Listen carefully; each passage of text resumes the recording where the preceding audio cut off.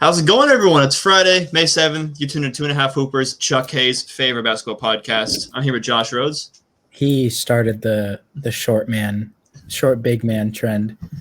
I didn't forget. He's the original. He's also the reason that you can only take 10 seconds at the free throw line. George Martin. Hello, everyone. I'm your host, Jacob Lehman. We have Josh Rhodes here, new haircut. George Martin here, new favorite team apparently because of the shirt. He says play Giannis the center one time, and now he's a Bucks fan. You've literally been talking about how I've been calling for Bud to be fired for the past 2 years. Yet Battle of LA got to George, man. He couldn't take it. Real quick, if they fire Bud, who do you want, George? I never asked you. If they fire Bud, God, I'd have to think about that. You can't put me on the spot. I mean, there's some assistants that you could promote. There's a bunch of guys. So I want Jason Kidd back. I mean, Yanni did storm into the GM's office when they got fired. He really liked him, so maybe. I'm really glad we started this podcast and George, he didn't pick a side. That's his thing. But if you haven't listened to the podcast, that was a great intro to George. Team Hopper, Opinion Hopper. It's time for the show. Recap 2 last days of ball. George's halftime, and I'm actually got some more questions with some trendy topics. Hopefully you guys like this segment. I think it's a little fun. Remember, if you guys like what you make sure to check our socials. All at THoopers, Instagram and Twitter. Empire Records again is on our ass. They're back. They took a break. They never left. They back never left. But we want some real fans in there too. So if you listen here, drop a comment, drop a question. Thanks for showing us support. Let's get right into it. Wednesday, May 5th, Celtics beat the Magic 132-96. Just real quick, just that way Joey Sports doesn't leave our first dislike on Spotify. Kemba Walker been playing pretty good these last few games. That 32 this game, good shooting. Hopefully we see it continue because I'm not a Celtics hater. And neither is George, honestly, for being a Laker fan. So we want to see Celtics succeed. But Kemba's kind of the X factor there, and I don't know if he'll do that in the playoffs. Blazers beat the Cavs 141-105. Kings beat the Pacers 104-93, and Sixers beat the Rockets 135-115.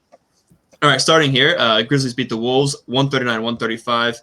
Not a whole lot of defense played, as you can tell by the ending score, but it was a lot of fun to watch. Anthony Edwards 42 points, John Morant 37 and 10, D'Lo 14 assists. And this game was won it's a pretty even game. Memphis won the first quarter by 4, lost second quarter by 6, won the third quarter by 6. Fourth was tied up. A lot of fun here. Anthony Edwards putting on a show as always. And I'm sure, I didn't get a post-game interview. I'm sure there were some bangers there in those quotes. What did you see from this one, Josh? I think it was kind of disappointing because when when Jonas Valanciunas fouled out, it was pretty early before the 2-minute warning. I think there was 4.5 minutes left. Kind of disappointing that they didn't take too much advantage of that. Karl-Anthony Towns kind of got sloppy with the ball towards the end of the game. That's kind of what ultimately lost them the game. But again, it's always nice to see when Anthony Edwards shows out on offense. And it kind of looked like he was trying a little bit defensively, but then again, he was guarding the slowest man in the universe and Kyle Anderson. So it can't give him too much credit. But Karl-Anthony Towns kind of made me realize how Jonas Valanciunas might be really good this year, but he's very limited in just how he plays because it was just that's why he's in the tier that he is. He's like a solid starter, nothing more, nothing less. It's just he can't take it to the next step just because he gets overwhelmed. And he did tonight. That was kind of the big story on top of the high scoring from the 2 young superstars. But he did play against a top 3 center in the league in CAD. And that is why he got into foul trouble there. And also the driving of Anthony Edwards, 17 baskets in this one. 8 of 9 from 3 there. But also here, before I get to George, D'Lo in the starting lineup. I don't know for sure if it was his first game starting, but it was one of his first games starting. 37 minutes, true point guard. Points. Yeah, 22 points, 14 assists, 6 of 13. George, takeaways from this one. You guys took everything I literally wanted to say, so I mean... We'll piggyback on one of them. What did you mostly see from this one? Edwards shooting 8 of 9 from 3 is tremendous. I know his inefficiencies have kind of been something we've talked about a little bit, and his efficiency has been a problem, but that was great. Battle of young stars, Ja versus Ant Edwards, D'Lo and Towns were good. I mean, all around. It was just basically first to 130. Grizzlies edge out a win here. Complete hypothetical. If they get this season healthy, are they a play-in squad? The T-Wolves? Yeah, if they have this last season. They're competing. I don't think they make it, but they're competing. They're where the Pelicans are. Okay, that's fair. And then, Josh, you said Valanciunas kind of in that middle center. Would you take him or Clint Capella on your squad? Clint Capella. It's easy. In a heartbeat? No question. Clint Capella is more athletic. He's more dynamic on defense. He moves a lot quicker, and he knows how to guard the perimeter a bit better. I like Valanciunas' size because he's just more burly, but Capella does everything Valanciunas does and more. So, I think I am kind of biased to Valanciunas because I like him a lot. I would take Capella, but as far as Valanciunas goes, if they get that 8 seed and Mavs get the 7 seed, Valanciunas is going to have 20 and 20 against Porzingis. He's got Porzingis' number. For sure. That's one thing we got to look at there. Moving on, Hawks beat the Suns. We haven't talked about the Hawks a lot just because they've kind of been pretty normal since Nate McMillan took over. Number one defense in the league, but just kind of doing what we expect. They beat the Suns 135-103. They held a lead for the last 20 minutes of this one after they won the third quarter by 7 and won the fourth quarter by 23 points. Speaking of Clint Capella, he's their leading scorer with 18 points. Devin Booker at 30. Fully healthy squads here. We're finally seeing the Hawks healthy. They're still missing their 2 swingmen, DeAndre Hunter and Cam Reddish. No Jay Crowder. Jay Crowder. He's a pivotal piece. Is he going to add 32 points in that loss? I know, but Chris Paul 3 for 11. Defense. Yeah, he's not going to pick up that. Yeah. Yeah. What did you guys see here? I'll start with George. So we've been talking about how the Suns and sometimes they kind of get a little bit disinterested. Like they'll just, lose a lead or just get flat out destroyed in the fourth quarter, losing by 23. It's a little bit concerning, especially because, Chris Paul is someone in the fourth that, I have said I want them to run their offense through a little bit more in late game, and 3 for 11 and 6 assists. That's not really anything special. So, yeah, that's something I've noticed with them a little bit. And they are a little bit inexperienced outside of Chris Paul, which a lot of people have been saying that's a reason why they're not as high on them going into the postseason. I, for one, don't necessarily agree with that, but I guess it's something to look for heading towards the postseason. I'll because I want to get some Hawks talk in, but you reminded me of a point I've been wanting to make. I know we're all big Chris Paul guys, and he's in most people's top 3 MVP voting this year. He turns teams around. He's only made it past second round once, and that was with James Harden, and that was James Harden's team. And in his defense, that should have been a title season, but he was kind of knows the guy who couldn't get past the second round. Now he's with a lot of inexperienced guys, doesn't have a James Harden on a squad. Does that creep into your mind at all? Because I know I wasn't thinking about it too much. Then I started doing some thinking. I was like, he was kind of known as that second round exit kind of guy. Josh. Chris Paul didn't. I don't even think he really played the second half. He only played 23 minutes. They kind of just gave up. And I mean, why should they? They're kind of sitting pretty at the top of the West. And I don't know. Honestly, Chris Paul, it's just. I feel like he suffers a lot more solely just because his team, and we've kind of talked about this, but that Rockets loss kind of really changed the hindsight because it was like, it always used to be like, oh, Chris Paul might be the reason like these teams are losing. And then he got taken out of the 2018 playoffs. And then you saw the Rockets incapable of doing rather anything. But so now I think the Heat is a little bit less off him, especially what he did with OKC last year. I'm pretty high on Chris Paul in the playoffs. I think he really comes to play, and even when his shot's not falling, he does do other things on the court that other players aren't capable of doing.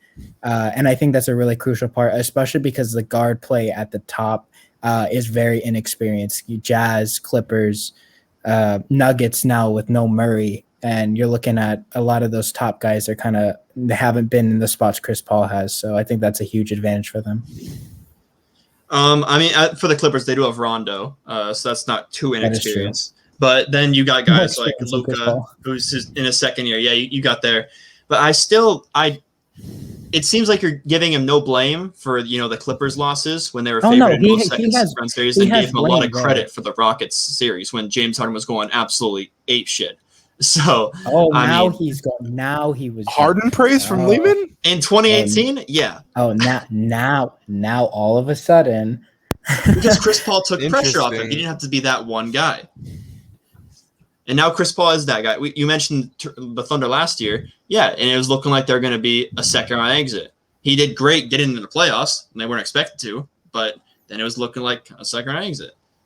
I think his reputation paired with the talent he's surrounded with, which is a lot of talent but very inexperienced. George, where do you fall on this? Well, with the Suns, I've said how they have a lot of the pieces I like in playoff rosters. That inexperience is a little bit of a knock. But, I mean, for the bubble last year, they were kind of battle-tested. I mean, that was like a playoff environment to them. They did go 8-0. So that could help them a little bit, especially like Booker. Those basically were like the first meaningful games he had ever played in, and he excelled to an extent. So I'm not as worried. But like I said, it's something to look for as they get deeper into the playoffs, hopefully. Would both of you guys be willing to bet me that Chris Paul does make it out of the second round this year? He's a second round exit. talk to me again when we When have the the matchups final are out? playoff seeding. Because Because I bet right now he doesn't make it past second round. well, if they play the reigning champs in round one, who knows? I mean, even if they draw Portland and then either Denver or the Clippers. Are you taking Suns or Clippers? Because in the Clippers. hypothetical sense, that's a 2-3. I think The I Clippers, take Clippers easy. I think Clippers I take easy. the Clippers. You really? Clippers are looking like Chris Paul takes that matchup personal, and Kawhi and PG being the wings. Don't know if I know the Suns do have good wings. You know, they just blew a 3-1 lead like last year, right? and that's why I'm not confident in any team in the West. But if I have to pick a team, I'm confident in the West. It's a little bit different. It's this year, looking like Josh. the Clippers. Okay. Although you're not gonna catch me lacking. I do trust Chris Paul in the playoffs more than playoff P. But I trust Kawhi Leonard and I trust playoff Rondo. Fair enough. Before we move on, Hawks. Nate McMillan continues to play well. Does he have any sort of coach of the year buzz? Too little, too Yeah. I don't. I think it's too late. And then Trae Young, 60 and 12. Capella another double-double. We're talking hypotheticals. Knicks or Hawks in that first round. It's looking like we're gonna get a Knicks Hawks first round. I'm with Stephen A. They're crushing the Hawks. I don't think. I'd have to I go think with it's. the I think Knicks. it's 6. I'd have to go with the Yeah. No, Knicks. dude, Trae Young gets I put think in a I think cage. Julius is averaging like 37 and 12 against the Hawks this season. So I'm gonna have RJ to go Barrett Hawks. is putting Knicks. Trae Young in an Knicks. absolute cage. It Dude. wouldn't And be Derrick as- Rose off the bench. You would think it's clashing styles because you got Trae Young versus the defensive-minded Knicks, It's but defense. Hawks are also top 5 in defense since Nick Wright took over. So it would be a slugfest. It would be. Oh yeah, I would for sure. It would be, as George likes to say, early 2000s kind of game, mid 2000s. But guess who fits perfectly for that type of play style? The Mr. Knicks. Derrick Rose. Mr. Derrick Rose. So Moving on. Speaking of Derrick Rose and the Knicks, they got killed. Well, not killed by the scores we've seen recently, but they lost the Nuggets 113-97. Nikola Jokic just gripping that he's gripping that doubled their MVP score in the trophy with first almost quarter. 2 hands now. What was that? he doubled their score in the first quarter. He had Yeah, 24, they had 12. Denver as a squad scored 34. Jokic scored 24, like Josh said. Knicks, 12 points. Jokic finished with 32, 12, and 6, and what I assume was little minutes. Yeah, less than 30 minutes. Light work. MPJ, another game shooting over 50. I just have to say it to keep reminding myself. So that way when he shoots under 50, I don't freak out. But are you worried about him as an MPJ guy in the playoffs just because he's young? Not because of the way he plays, but just because he's young.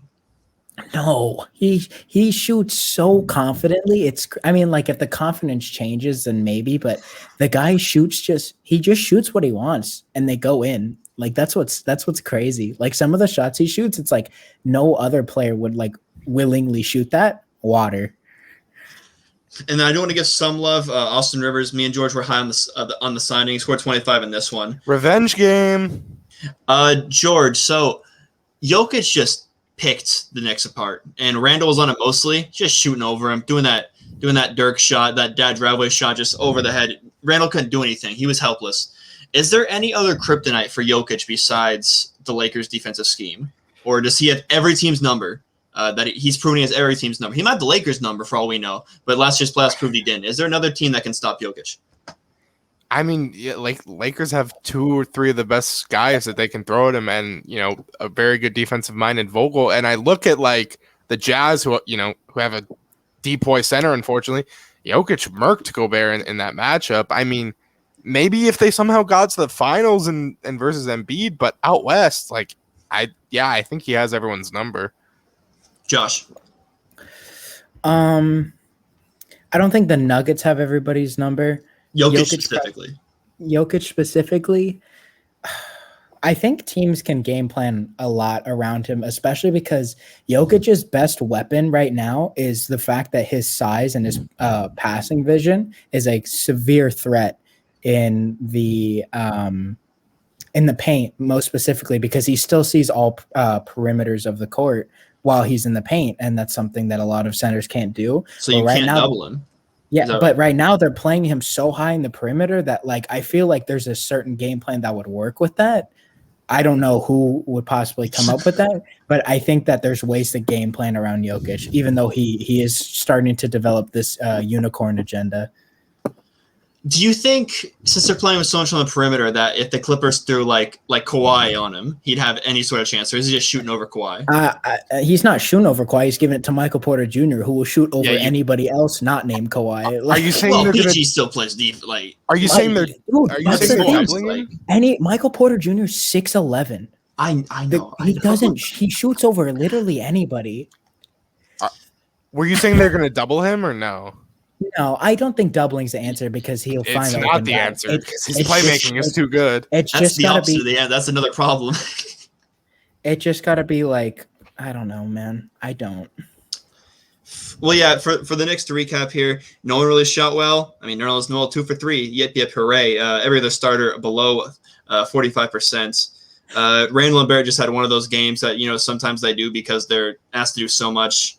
Both 30%, 14 points. Quickly though, good game, 18 points on 8 shots, and D Rose back-to-back good games, 14 points here on 6 of 10. I wish Jokic could have been on his Kobe versus Mavs grind. Where he outscores them for the whole first 3 quarters. He wasn't going to do 3 quarters, but maybe by like halftime. But he's passive, so oh well. Last game of Wednesday. I finally got these guys get some good Jazz on here. Jazz beat the Spurs 126-94. We're talking about a Jazz win here. They were led by 24 at halftime, and Jordan Clarkson led them scoring with 30 points. There's Jokic MVP, grip it with 2 hands, and then Jordan Clarkson has a 6th man of the year. He just sleeps with it every night. It's his. This is another game without Donovan Mitchell. They've kind of stayed afloat here without Donovan Mitchell, which is pretty impressive. Bogdanovich finally kind of showed me what I thought he can do because he's driving a little bit more, like we've talked about. 13 shots, only 4 of them from 3, shot 75%. Initial takeaway from this one, George. 44% from 3, lights out as usual. Really good defense on San Antonio overall as well. They only shot 40% and 30% from 3, and their defense has not been talked about as much. It's been pretty solid this season and overall. Even last season it was okay, but they have a lot of continuity in that department, and being able to hold it down with Spida is good. And I expect when he comes back, they're not really going to miss a beat with him just because of the cohesiveness their unit runs on offense. So all good signs from them in the past few weeks. He sounds so bored giving them praise. That was the most monotone good job. He gave them a gold star. No, I mean, they've done good, and there's not much to take away from this game. Like, the Spurs only scored 94, but that's from the good defense, and I gave him praise, so come on. Josh. Okay, the real reason I want to talk about this game, because the Jazz did play the good game, whatever. Like, it's not like a big deal. Greg Popovich played his guys, DeRozan 17, DeJounte Murray 19, and a lot of the guys didn't even play like that much. We got a lot of bench guys playing a lot. Like Devin Vassell was the top minutes guy with 30. I don't know why he's doing this. Like, this is like they're literally a game and a half out of. They were down 24 at halftime to the 2nd seed in the West. I don't think he thought they were going to come back. Yeah, but like I just don't understand why it sometimes feels like he's like not playing the guys. because like you know how Pop does that sometimes, where like he just won't play like some of the guys like, and like it's not as bad as it used to be, where he Pop would just was like, the sit guys originator out. of load management, if we're being honest. I don't. It's not like the load managing like that, but sometimes it just feels like he's minute managing, and I feel like he should be a little less or he should be a little bit more worried about the fact that the Spurs could be entirely out. I don't entirely know what their game plan is here. Well, that's a good segue to George's prediction. Started with Pelicans beating up the Warriors for the play-in. Now it's turning into Pelicans beating up the Spurs. Game and a half back. George, you still confident Pelicans are going to sneak in there? Of course. I'm even more confident now that they're within 2 games.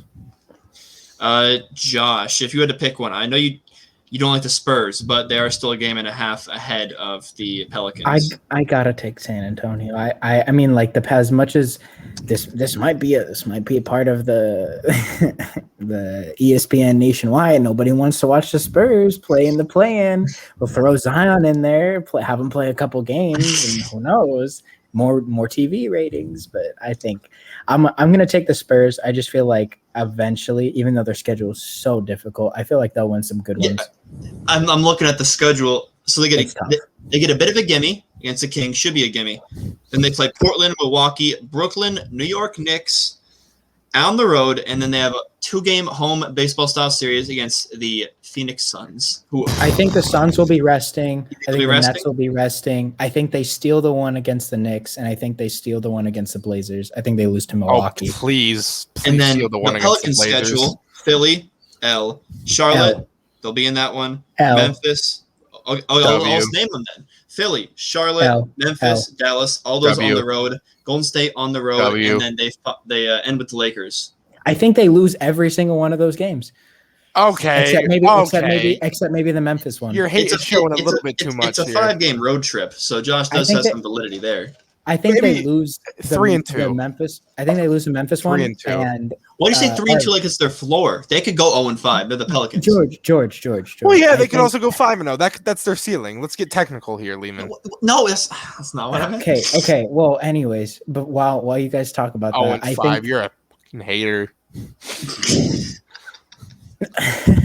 Gosh, can I get my point out so we can? Yeah. I want to hear your point. I think they lose, or they have a kind of nice thing, because at that point, I think the Warriors will kind of be a little bit more solidified. So they might be able to steal some of like the back end games, like the Lakers and the Warriors. If they're really hoping for those teams to be kind of set in their position. The Lakers won't be set, so you never know, because Portland, true, could be falling. But yeah, I think San Antonio steals a lot more just because of their coaching. I don't know if the Pelicans have proven to me that they're able to win in these important games. I also think the Spurs get it. That was Wednesday. Moving on to Thursday, May 7th. Bulls beat the Hornets 120-99. The Pistons beat the Grizzlies 111-97. Pacers beat the Hawks 133-126. I do want to say one thing as a Pacers guy.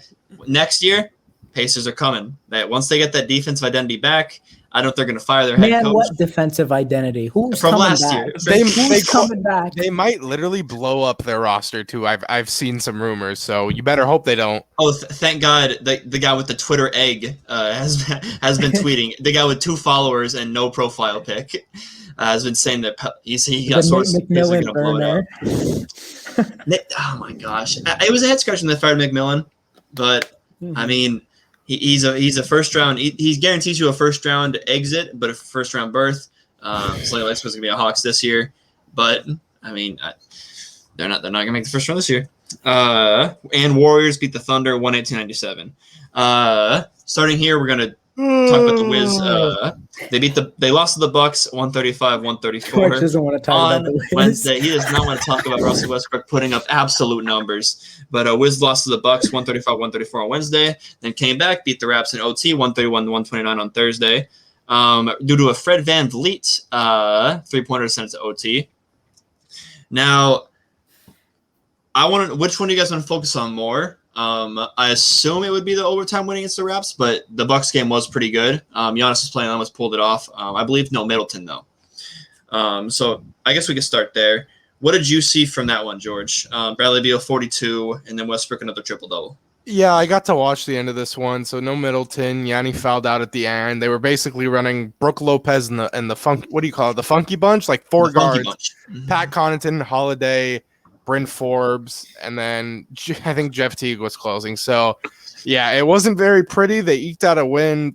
Again, defense was not what I wanted to see out of it. PJ Tucker also left with an injury, so they were really starved with like defensive talent there at the end. They really didn't have anybody, so I guess I can give them a little bit of a pass. But offensively, keeping up with Washington, that was nice to see because some of their problems have come offensively in the playoffs. So overall, fine win. Nothing really much else to add. Yeah, I feel like this game is kind of a Bucks hangover when they got those back-to-back wins against the Nets. Yeah. Josh. I'm gonna. I guess I'll go to the Toronto-Washington game since you guys covered the Bucks. I know I was pretty confident in thinking the Wizards would beat the Pacers, but after watching them play, who do they play? They played Anthony Gill and Bertans at power forward, and Siakam had a field day. Like he got everything he wanted. 44 at the end of the night. There was no Rui though, and is he out for a while or injury expert George? I'm not entirely sure. Why don't we check that right now? But just continuing my point, he's just out with an illness. He'll be back soon. Okay, then they will not be playing Anthony Gill 8 minutes a game. Why did he play 9 minutes? Oh my gosh, I don't know why, but Pascal Siakam got a field day. Now that play-in series might be like a legitimate fight because Sabonis is kind of like, if he's aggressive with his jump shot like he's been recently, they might have like a legit shot. And if they can find some way to play TJ McConnell 48 minutes on Russell Westbrook, they will. So, but beside that, a big game for Raul Neto. Even though he never shows up today, he had to put up 25 points for a win. Robin Lopez also attacked the fact that the Raptors don't play Chris Boucher ever. So, the Raptors kind of blew this one, and kind of the summary of their season. Honestly, they should have traded Kyle Lowry to a contender and gotten future picks. Yeah, point a minute guy, Robin Lopez. Didn't expect him to have 24 minutes, though, to match those. But, hey, that's how it is. Bertons's been coming into his own here. He just 3 for 8 from the field, 3 for 8 from 3. He just goes out there and chucks. Gives Russ spacing. George, thoughts on the Wizards' weekend in this game? Or not weekend, but they're back-to-back. Yeah, they were pretty impressive. I mean, Russ is being Russ, nothing different. But, it was good for them that you got to win. I know Freddie tied it up. I thought they were going to go and lose it. But Siakam's been pretty good this season. He's been pretty under the radar. No one's been talking about him anymore. They had the spin cycle jokes. I kind of partake in them too. But he's been very, very underrated this year. No one's really been talking about the Raptors as much. And, hopefully they can figure out. Well, because that's all he's been doing. He's still the spin cycle guy. He's just good. He's just good at spin cycling. I mean, you're putting up 44, 11, and 7. I'd be doing. But my big harp on Pascal Siakam, and I think I can speak for a lot of people, was the fact that we were praising him as kind of this point forward who can shoot 30% from 3 this year. I wanted to see a big improvement from him, and I wanted to see a big improvement in the fact that he needs to be the number 1 guy because Kyle Lowry's on the decline. I think he's better than Fred VanVleet, and he should show that. And he didn't this year, unfortunately. Also, as far as point forward goes, I haven't caught a lot of Raptors games just because I'm trying to watch games that actually have importance now. But when he plays some contenders I see, he's not comfortable handing the ball at all. No. I think he is. Very sloppy. I don't know how many double dribbles he has this year, but every time he gets the ball, it seems like he's lost. Yeah. He looks like George when he gets it on the fast break and starts to push it. That's what he looks like. He does need to become a give it to a better point guard. Give it to someone. Become a little bit better in the clutch. He kind of reminds me of what Randle was doing a few years ago, like in his last year. Yes. He would just run up the floor and turn it over every single time. It's like, please find Lonzo or please find D'Lo. Randle would put his head down and he'd drive and it'd be either a miss or he'd turn over, get it out of bounds. Now it's Pascal. He's looking at the floor while he's dribbling, and he's an NBA player. And then it does that spin move, and it sometimes works, sometimes doesn't. It's been a season from hell for the Raptors. I know it's been like that for everyone, but I mean, they're not even playing at home. I mean, half their team had COVID issues. They didn't have their coaching staff for like 6 games, and they've gone through a lot in and out of the lineup, and we'll see what And they they still didn't trade Kyle Lowry. And they almost had a play-in spot, so it wasn't a complete teardown. Hopefully, they get a decently good pick. They're 4 games behind, George. Don't say almost like not 2/3 of the league gets a play-in spot. I'm just saying they If stayed you don't within get a arm's play-in reach. spot, you are not a good basketball team. They stayed within arm's reach for a decent This was a disappointing year. They were supposed to be a top 4 seed for a lot of people, and they weren't. They were at one point, but a lot of stuff just caught up to them. So I'm not going to give them excuses. But were they at one point? I'm pretty sure they were hanging around the bottom most of the year. They started very bad, got up to they the got like an 6th seed, 8-game win streak or something, and Gotcha. then yeah. I'm not out on the Raps next season, but yeah, I'm not seeing a I need whole to see lot what- from I need to Spicy see P what- ever since Kawhi left. I need to see what they was do in getting the, sent away. I need to see what they do in the free agency and the draft. That's good. that we can evaluate them. Now it's time for the national TV doubleheader, starting with Mavs beating the Nets 113-109. You would think Nets would bounce back after those 2 embarrassing losses to the Bucks. Kyrie 45, but coming down to the clutch, he was not playing too well. And Luka Doncic 24, 10, and 8. They lose the fourth quarter by 5 points. Had a lead going into it, which normally a trend for Brooklyn. It says you're leading going into the fourth, you win. Drop to the Bucks, drop to the Mavs here. I'll get it started here, George. What do you see? Yeah, Nets are on a 4-game losing streak, longest of their season, which has kind of been remarkable with how many lineups they've had to interchange. But yeah, their offense hasn't really looked as great as what it did look like, and a lot of that kind of lies on the fact that James Harden hasn't been in. Even Kyrie acknowledged it himself. A lot of ISOs, a lot of stagnant offense. They come down, one person touches the ball, they're not moving the ball around. The defense was horrible. I mean, It's almost like they're an ISO ball team without their point guard, who was top 3 in MVP voting before he got hurt. It's really been crazy. I mean, Harden saved their season. Who knows the coach's game plan? You know what? Let's start with you, Josh. What were your thoughts on this game? No, I'm done. That's all I had to add. So I'm gonna let Josh take the floor here on the rest of it. That's all I had to say. Okay, well, I'm not going to mention him in one of our other goofy questions because I know he kind of fits in this category. But oh my gosh, every time I say something bad about Dorian Finney-Smith, he just goes and starts doing things. He clamped up Kevin Durant today. He held Kevin Durant to 20 on 33% shooting. It blew my mind. I didn't understand what was happening. Like, you know what, Kevin, all these shots, like, and I guess obviously even the best have their off days, but oh my goodness, like some of the shots like should have gone in for Kevin Durant and they just didn't. So very impressive. I would say defensively, obviously Kyrie's going to get his own because he was guarded by the traffic cone Luka Doncic. But again, the rest of the Dallas team kind of held their own defensively. Shamet had a goose egg. That's not pretty. But again, I'm not too worried about the Nets. They kept it really close, which is kind of what I look for. Like if the losses are bad, then we see an issue. But a lot of that, I keep harping on it. A lot of their success will fall on James Harden because he came in knowing the game plan because he worked with D'Antoni before, and Nash isn't really going to change too much from D'Antoni's play style because he also worked with D'Antoni for the prime of his career. So Harden's kind of role has been. It's a lot of what they did in 2016, just with better players. He's kind of the point guard. He kind of runs the show, and it's a completely different atmosphere and a completely different like morale when you see him versus Kyrie running the plays. Because Kyrie's first thought is shoot first, and Harden's kind of transformed into a pass first, hence the leader of assists for most of the year. But to wrap up my point, I'm not worried about the Nets until I see some sort of James Harden minutes because we kind of know what this team is without him. That was it for Neon. Don't worry, it wasn't on purpose. I feel like you're living in bliss here because the Lakers, everyone was like, "Oh, it's cute. They're treading water without LeBron and AD," and then they came back and they're not what you. The grass isn't always greener when the stars come back. You hear back. LeBron make so many complaints, but at the end of the day, are you worried about the Lakers? A little bit.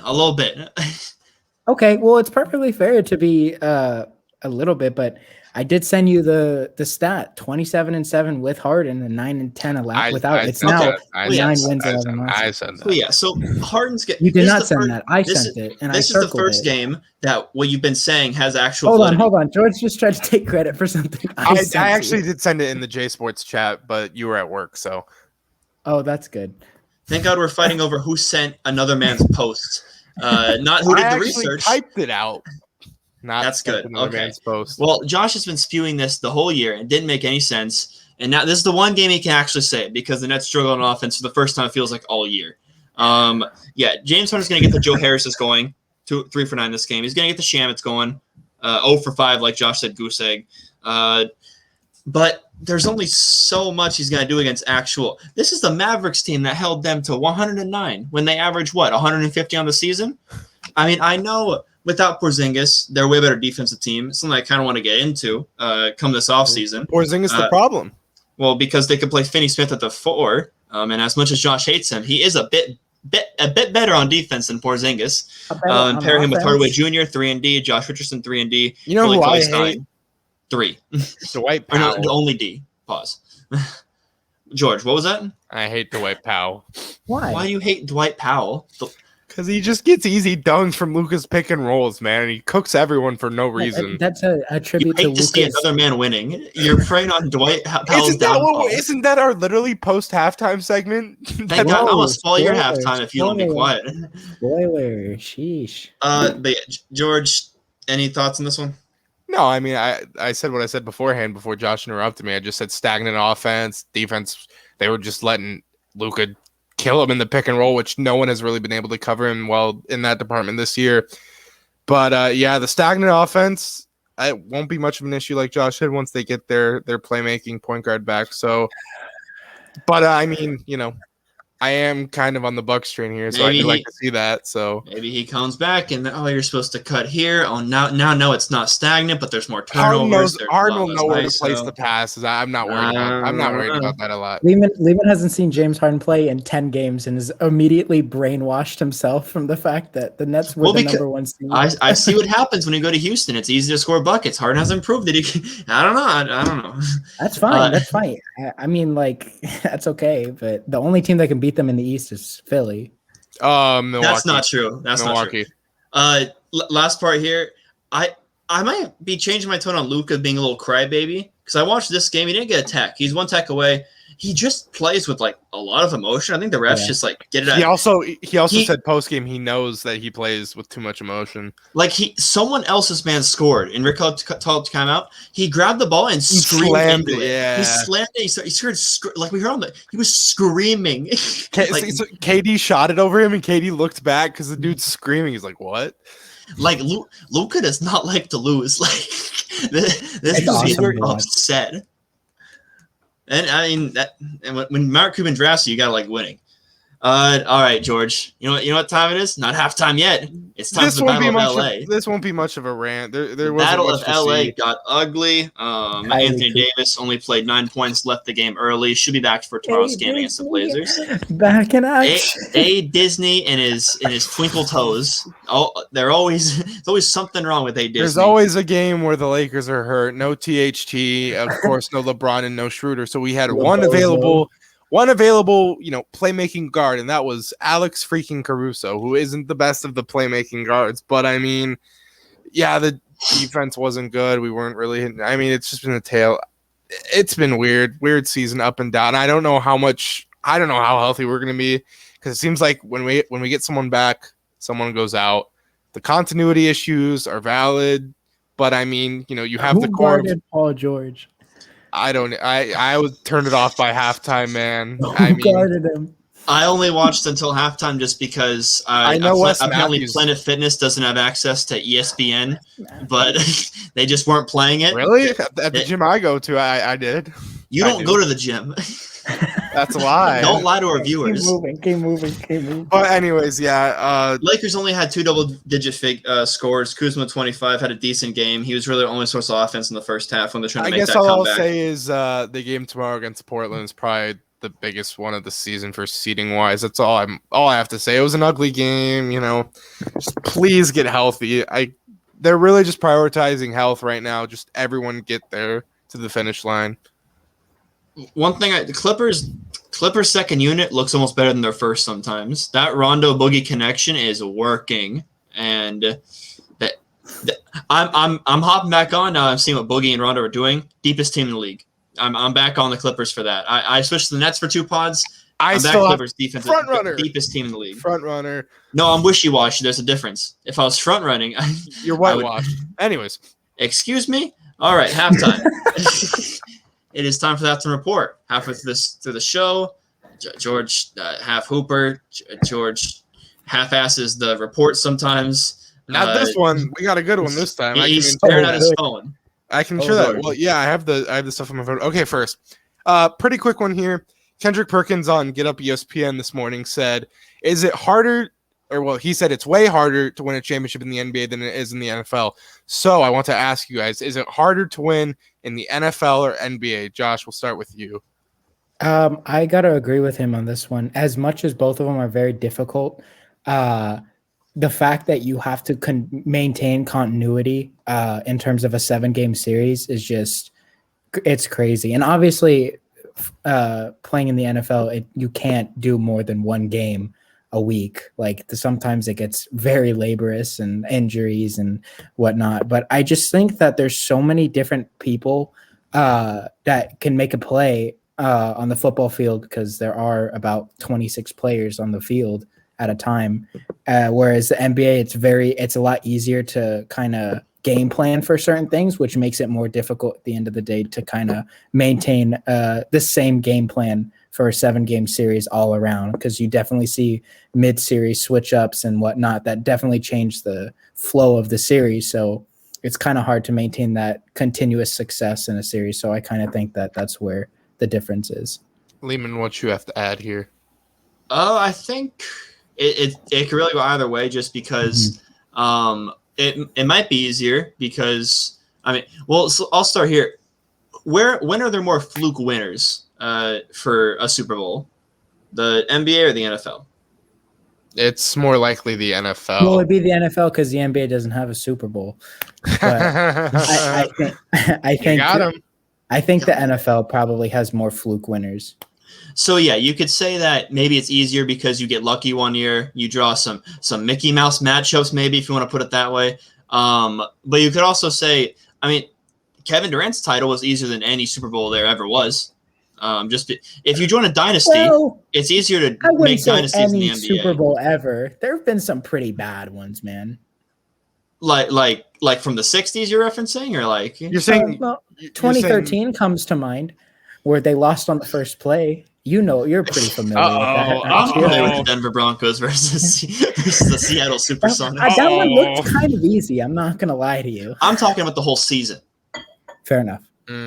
As far as the whole title wise, because it's harder to beat us because there's more super teams in the NBA. So like, if you're Damian Lillard, it's hard as hell to win a title in the NBA. That's fair. But if you have a one-off star in the NFL, yeah, we've seen A-Rod get a title. Peyton Manning get I think he has 2 titles. So it goes back and forth as that way because there's less dynasties in the NFL. Yeah. Yeah. To finish it off here, I agree with both of your points. I'm gonna have to go with NFL only because it is single elimination in the playoffs. So you have a bad game, you're sent home. With the NBA playoffs, you kind of get to adjust. If you're down 2-0 and 3-1. But what if that one game half the homies are out, like again your opponent? So you could take advantage of that one game there. And also the fact that NFL players, because there's so many players on the field, that you can win without like a super skill set, like at a skill position.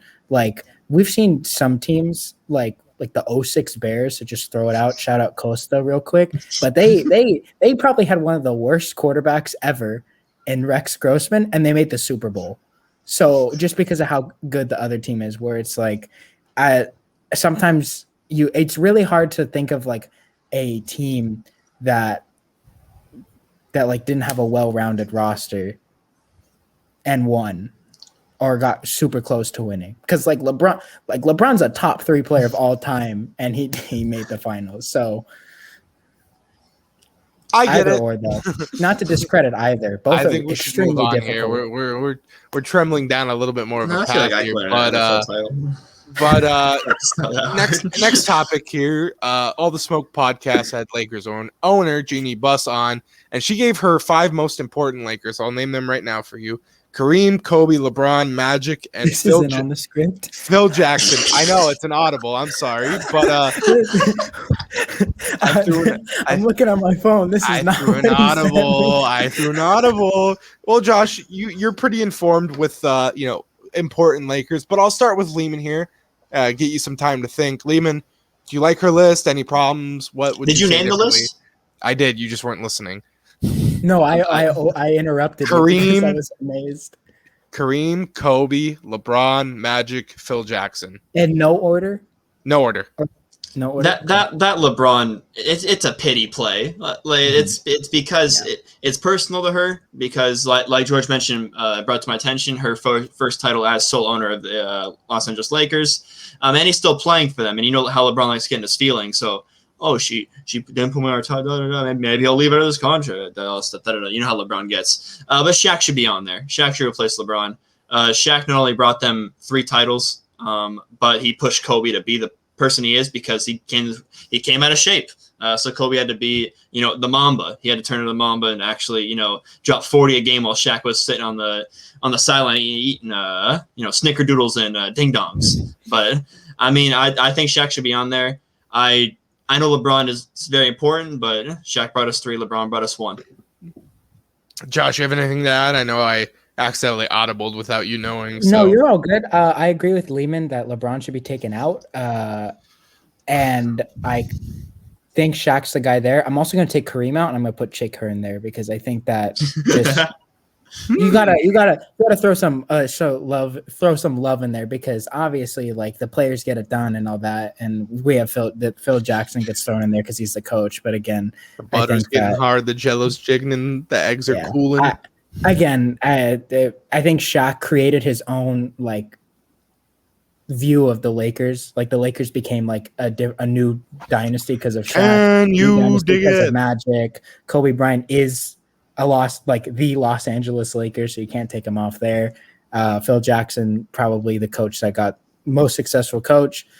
And I'm just gonna throw Chick Hearn in there just because I think he's like the. I would like to go Chick Hearn / the Laker Girls, because Chick Hearn made people tune in on TV, and Laker Girls made the fans fill up in the seats. Honorable mention, Lakers reporter Mike Trudell. But how many honorable mentions can there possibly be? I want to draw the line somewhere. Last topic. I think Derek Fisher. That's the line. Headband Derek Fisher. 0.4 seconds. Last topic here. This one got Twitter riled up today. This was fun on the timeline. So Nick Wright basically, on his show had a big segment about Jokic and his MVP campaign. Basically, he was vouching for CP, but we're not going to get into that. Not CP's claim. He said, historically speaking, Jokic would be the worst MVP we've had in 35 years. And this one, Lehman really liked this one, so I'm going to start with him again because he told me to start with him on this one. Sorry, Josh. But Lehman, what you got to say? Well, get Nick Wright. He's a goofy guy. One of my favorite analysts, though. He normally does his research. And even when they're asking to make ridiculous claims, he tries to back it up with as many facts as he can, because it is ultimately about getting clicks. And sometimes like get to say this, and he's like, okay, I guess I'll try and spin it. Sometimes it doesn't make sense, and this is one of them. Jokic, I mean, so as far as it was Chris Broussard came on. He was like Jokic's MVP, and and Nick was going for CP3, and he was saying that CP3, it's not a lifetime achievement award. It's just because of the if it was just pure stats and Jokic would win that way, then why was there voters? And that's why you got to take into account narrative, making the team better, this and that. But as far as just tackling the last 30. I mean, we have the guys like, obviously, Kareem Abdul-Jabbar, Kobe, LeBron, Steph, Tim Duncan, KD, the greats. And then I guess who he's kind of attacking there are the Russell Westbrooks, the Derrick Roses, even maybe the Karl Malones. And he kind of has a point there.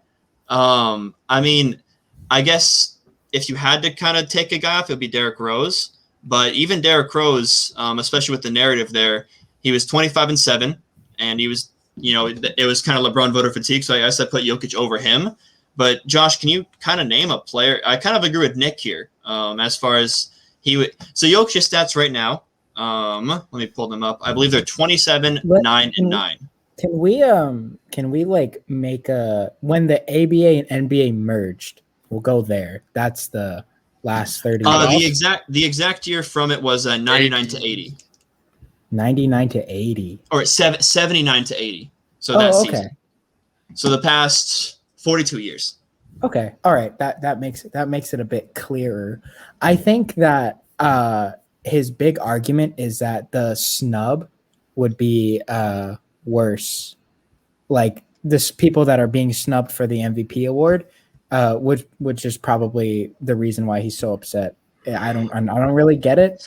It's kind of hard to find a player. The only player I can honestly find where it's like, well, you can even like the Michael Jordan years, like the two players that won it during Mike's prime, they probably deserved it that year or have a good case for it.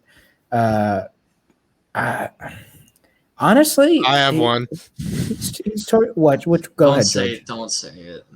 Steve Nash. Actually, no, I'm going to take that back. Kobe's 08 year was kind of stinky. I'm not going to lie.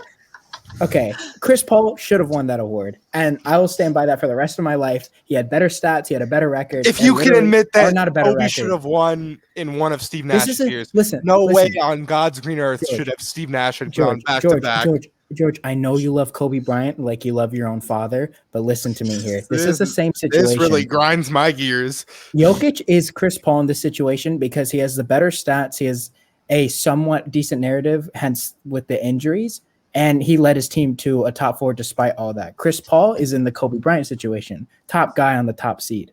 He just makes them better. So if you think Nikola Jokic beats Chris Paul this year, no, that's not comparable. It is comparable. It's the same exact storyline. You just weren't. You're lucky watching it's 3 a.m. and I can't 2008. think of why it's not comparable, but it's not comparable. But I think Jokic is the MVP runner, and it's kind of funny how much it parallels the Steve Nash over Shaquille O'Neal situation, where people just want Chris Paul because he's top guy, top team, makes the team better.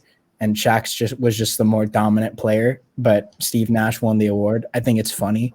But I don't know. He's toward the bottom, but you can definitely make cases for if he's worse. I think Jokic would be the worst player, I guess, on that list if you put Nikola Jokic next to all those players. But as far as stats go, he's got I think the third best PER of all time this season. He also has 27, 9, and 9. Oh yeah, his offensive numbers are going to be through the roof. He definitely wouldn't be. I know it's a serious conversation, but it wouldn't be a Mickey Mouse MVP. It would actually have a lot of weight to it. He has great stats, and the narrative's kind of there too. I want to end it off here. Chris Paul's MVP finishes from 08 to 2020. He finished in the top 7 8 times. 2nd, 5th, 3rd, 4th, 7th, 6th, 6th, and 7th. So the dude cannot get over the hump. He cannot win one. It is very hard for him to. All right. Well, thanks for that dialogue, even though Josh got me a little riled up there at the end. But yeah, that's the end of halftime. I felt like this one was a little bit different. It was just all basically talk show quotes and stuff from pods. And yeah, a little bit of a different wrinkle for halftime. So thank you guys. Well, that wrinkle was beautiful. I'm speechless here. I'm freaking out here. And my camera went blurry because I was so passionate about the questions you gave to us. But yeah, we're going to do a little post-halftime thing, and we're going to kind of breeze through this because we don't want to go too long, but I want some thoughtful answers here. So first off, John Morant said he's a top 5 point guard in the NBA just after this last game. So I want to hear some of your guys' other favorite dumb quotes from NBA players over the years. I'll start with George. Well, I have 2 from a certain player. Jake, I hope you're not listening because these are both from Paul George. So I forget the year. I think it might have been 2017, but a reporter after a practice asked him something about the playoffs, and he said, "Y'all ain't seen playoff P yet."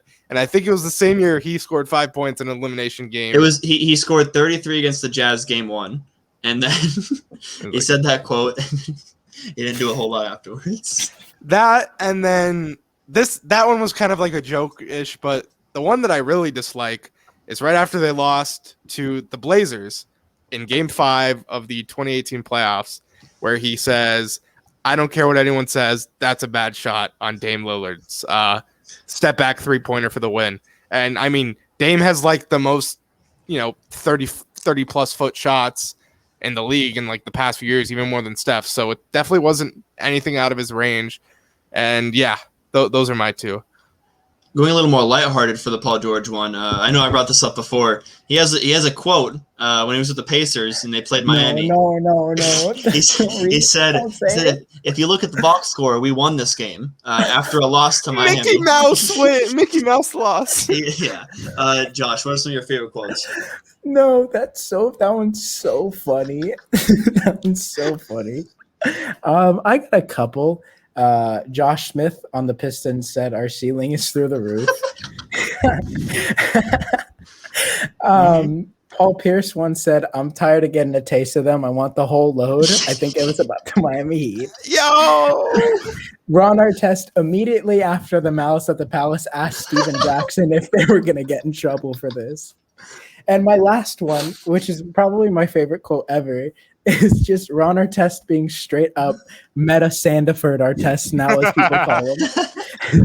They better not put me in the All-Star game. I won't shoot, but I'll dominate that easy game. I'll be playing hard defense. I'll just be fouling, flagrant fouling. Everyone will be like, what are you doing? That's it.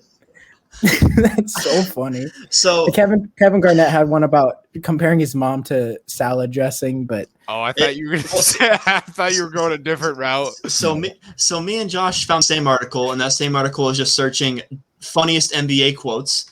I'm gonna read the salad one. Mine Kevin came Garnett, from up here. If I was a Caesar salad, the croutons would be my friends, the lettuce would be my family, and the dressing would be my mom. So dumb. And then one I'm surprised no one answered. It's my favorite one, and it's Matt Barnes. Violence is never the answer, but sometimes it is. That's a good one. All I right. like that one.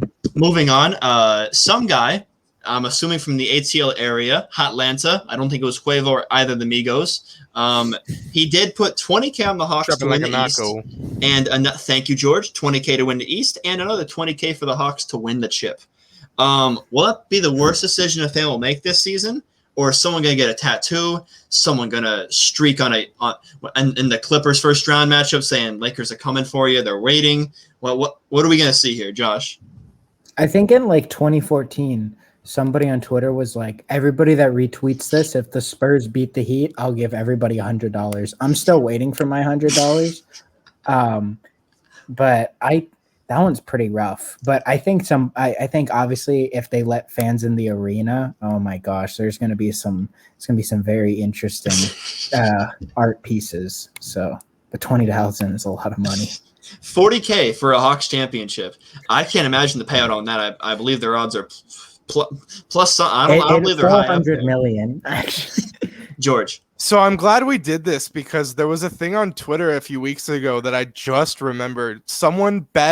Supposedly someone bet their house on the Blazers winning 42 games this season. And Dame Lillard quote tweeted it saying bet. And right after he did that, they went on a 5-game losing streak. That was funny. Dame Lillard is not for the people. That guy is going to be homeless as he watch. Dame Lillard might be eliminated in the play-in round. There's no way he bet his house. Yeah, I mean, we don't really have truth to it, but like Dame quote tweeted it, and he said bet, and then they went on a 5-game losing streak after, so I just thought that was funny. I have one bet. Is it the worst or best bet ever lost? Isaiah Thomas's father, when he bet that the Pistons would lose to the Lakers. And if they beat the Lakers, he'd name his kid Isaiah. And that's what we got, the new Isaiah Thomas. He was a Laker fan. Mm-hmm. Is that did it turn out all right? Or was that still one of the worst bets ever made? I think it turned out okay, but I mean, yeah, it was kind of like a bad bet because like you have to name your kid that, and you had to raise Isaiah Thomas as a Laker fan. I mean, I think it worked out for Isaiah. Like he had a good career until he got hurt, but maybe the father was like, "Yeah, I wish I didn't have to name him that." So his life would have been completely different if his name wasn't Isaiah Thomas. Maybe his hip never gets hurt. Imagine you had to raise a Paul George Martin, George. Imagine you had to raise that. Can we make that bet? If the Clippers win, George has to name his kid Paul George Martin. If Paul George wins Finals MVP, you have to name your kid. Yeah. You could put Philip on the birth certificate because I know it always goes George Philip Martin. But Philip like George Paul Martin, for short. George Philip Martin, but you got to call him Paul. I like that. I like that a lot. That way he can still get the birth certificate, but he has to go by the nickname Paul. Come on, and he'll ask, George. why is my nickname Paul when my name's Philip? And you'll have to explain to him that it's because Paul George won Finals MVP and playoff P was legit. If I have to see Paul George win a Finals MVP, I might not be here to have a kid. Sheesh, moving on. I'm kidding. That got dark there. Anderson Varejao signed with the Cavs on a lighter note, so he can retire there, finish his career there. What's one player that's either unsigned or retired that needs to come out of retirement, sign like a 10-day or something, so they can retire with the team, with a specific team? George, you go first. So another homer pick because I can't get enough of my homer picks. Pau Gasol. He's currently in the, I think like Barcelona or on a EuroLeague team. But yeah, it was rumored he might have come back this season, but he ultimately didn't. I hope he retires as a Laker. I think he will. But just him stepping up for Vanessa and how great he was to them and that brotherhood that him and Kobe had, and Uncle Pau and all that. I mean, he's part of the Laker family. He's one of the most loved Lakers and won 2 chips here post Shaq with Kobe. So yeah, I'd hope he'd retire with us, come back. Joshua. I have 2. One, because I think he's still the number 1 guy for most minutes logged on a team. Luol Deng should retire Chicago Bull. Yes. And number 2, I think Darren Williams should retire as a Utah Jazz because they gave him Carlos Boozer and said, win. Especially if the Jazz go out early and this year, like, come on. Like, Darren Williams was going up against Carmelo and the Nuggets, Kobe and the Lakers, all these super teams with Carlos Boozer. And he was giving them 40. He was 40. giving them buckets. There was, for those kids at home, there was legit debate, Darren Williams or Chris Paul. And it was 50-50. Darren Williams was better than Chris Paul for like the back end of both of their original stints with their teams. I'm going to be watching some Darren Williams highlights when we get off tonight. All right, next one. So Cole Anthony is putting up numbers in his last 9 games.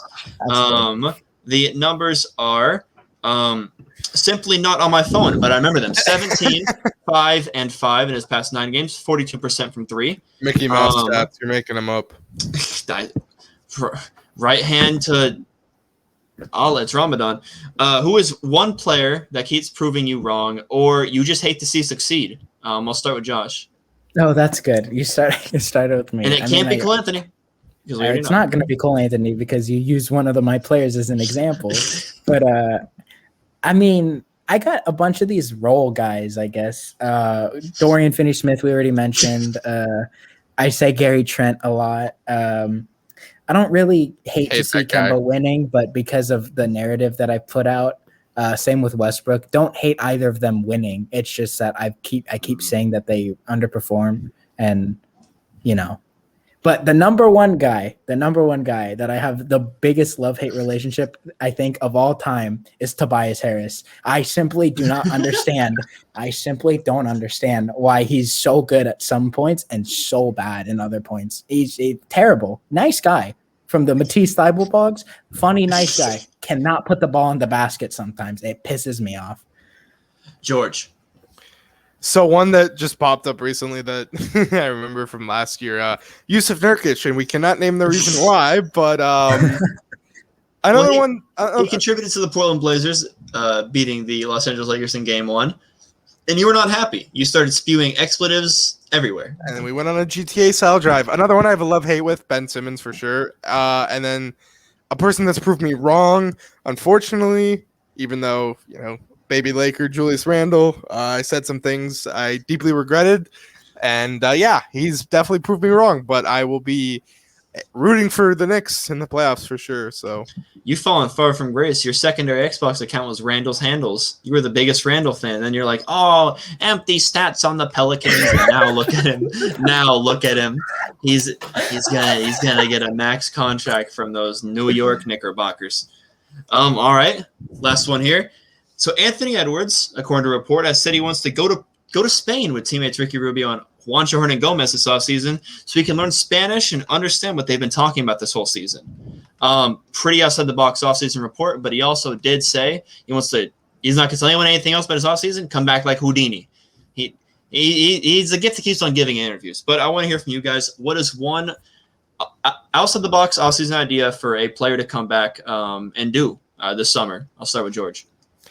So I saw this on Twitter a few weeks ago. Klay Thompson was rowing a boat to the practice facility one day in like the Bay, and I just thought he should keep doing that, to recover from his ACL and Achilles injuries. So maybe he could, row to a few games next year. Who knows? I think that one's kind of unique. I think the whole Warriors team should join a rowing league. And then they could have Steve Kerr as like the little guy, like that barks out the commands. I don't know if you ever watched rowing. I'm a big rower guy, but rowing and pickleball are my fortes. Cole gets you playing pickleball once, and now you're this pickleball expert. I'm really good at pickleball. I'm really good at pickleball. Can you repeat the question, because you said it and I thought I understood it, and then George said his example, and then it kind of threw me for a loop. Well, George got a little boring. So just one thing that something a player should do that's kind of outside the box for an off-season workout. That is off the That's kind of outside the box. I think that he's kind of certified himself as one of the most unstoppable players in the league. I think Joel Embiid should just show up in like Iron Man suit. What does that mean? Because I mean, like, are you talking about just like what players should be doing, like in the off season? If you mean, you could say he needs to make an Iron Man suit. I think that'd be really funny. But if you're talking about what players should be, I think Trae Young should come back and play a lick of defense, because that would be really funny. If Trae Young, the guy that shoots half court shots like the Harlem Globetrotters, all of a sudden plays all NBA defense, that would be kind of funny. All right, fair enough. So George, look ahead time. I do have it. So Friday, May 7th, 4 p.m. Pacific. It's not a nationally televised game, and it's interesting I'm picking them because usually Pelicans versus Sixers. This is big for their play-in hopes because basically their schedule after this drops off a little bit, and if they can win this one, it would move them a little bit closer to that last play-in spot. So I'm really hoping for a Pelicans up here. Josh. That unfortunately isn't going to happen. I'm sorry, George. So, Lehman, I'm actually torn between two, so you're more than welcome to go. Well, hopefully you take one of them. If I'm going first, it has to be Lakers-Blazers as one look ahead. Biggest game of the Lakers season is getting Aren't you surprised I didn't pick that one? Well, now I know you're seeking attention for validation that you didn't go homer finally. But someone else pick that one. I'm going to pick what I really want to see, Nets-Nuggets. Okay. I really want to see that one. That's NBA TV Saturday, 7:00. So I'll be watching almost every nationally televised game, but Lakers Blazers is important. But the one I want to see is Nets Nuggets. All right, so I'll sum it up. Ladies and gentlemen, Stephen A. Smith will be traveling with the New York Knicks, and I will be in the passenger seat of the New York Knicks train. This weekend, Friday, they play the Suns at 7 p.m., and Sunday, they play the Clippers, 12:30. Both of those games are away. This is a big, important wins or games for the Knicks. They are only a game ahead of Atlanta. I'm not too worried because that's probably who they're going to play in the playoffs. But I always love to see Tom Thibodeau play RJ Barrett 45 minutes against really good teams. And the Suns kind of need a bounce-back win. And they play the Knicks. It'll be interesting to see how long they put Chris Paul in before they give up. And with the Clippers, again, they've been playing great, but this is another tough team that plays good defense. We'll see how Paul George responds to the defensive pressure of Tom Thibodeau's game plan. So, can I just give a shout out to Sunday ESPN doubleheader Heat Celtics? Yeah, that's a very important for play implications. Josh's look ahead, Knicks Clippers, just gonna be a good game there. National TV Pelicans against the Hornets, a game that they desperately need to win, especially they dropped the game that is George's look ahead. And then to end it off, NBA TV Suns Lakers, but could be a first round matchup. I hope Lemicky's playing. Lemicki isn't even with the team right now. He's got to be in Miami. He's gone AWOL. Lemicki's given up on the Funky Bunch. He really has. 2019 Lakers all over again. 2018 Cavaliers all over again. Actually, well, we can hope. Finals would be a great accomplishment. Hey, Disney and Kevin Love are the same player at this. Please never say that again. Well, on that note, we're gonna end it there. Thanks for watching or listening. Make sure to follow us at THoopers, Instagram and Twitter. George, are you on Twitter still, George? I am always on Twitter. On the Twitter THoopers right account. Right on now. the THoopers account. Never. It's actually logged out of his phone. No, it's not. Stop that nonsense. I will be posting tomorrow. are you at least shouting out the THoopers account when you get a viral tweet for some reason? Yes, I have. I think we've gained a few followers. I'm like 3 more blank episodes away from letting him try and ratio big name Twitter accounts. Like, honestly, we need that kind of interaction. What if Can you imagine if we succeed? What like, if you wake up? George has been posting bangers. That 3,000 that he copied and pasted from another account. What if that was a generic tweet. What if he snipes a ratio? George is gonna ratio his own account with the THoopers account, and it's gonna be embarrassing because none are gonna get either likes. It's like that. It's like the album photo, Melly versus Melvin or whatever. Oh, the baby? Yeah, that one. Let's go. Yeah. Besides that, everyone, make sure to follow at THoopers. Thanks for being an OG.